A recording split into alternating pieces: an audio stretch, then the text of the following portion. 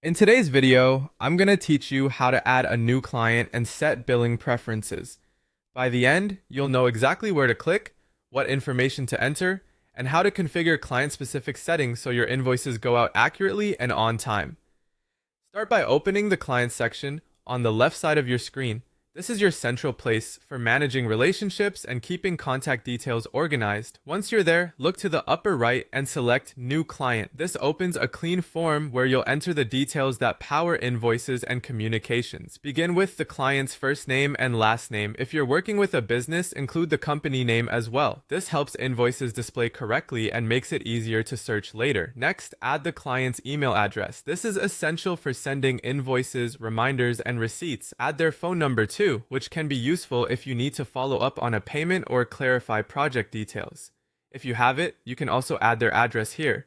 Including the address can be helpful for tax information, invoice headers, and any documentation that needs a physical location.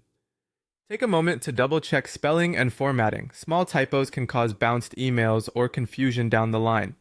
Now move into the client settings. This is where you can tailor how you bill and communicate with this specific client. You can set reminders, which automatically nudge your client before or after an invoice is due.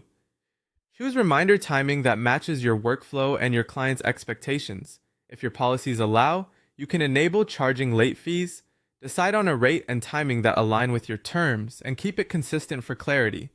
Set the currency and language to match your client's location or your agreement. This makes your invoices clearer and avoids conversion surprises.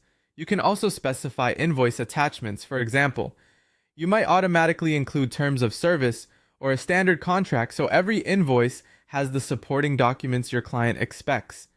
Once you've filled in the details and tuned the settings to your liking, just click Save. That's it. Your new client is now set up with the right contact information and billing preferences ready to go. If you ever need to adjust anything, like updating an email, changing reminder timing, or switching currencies, you can come back to the client record and edit it later. Taking a minute to set things up carefully at the start will save you time, reduce errors, and help you get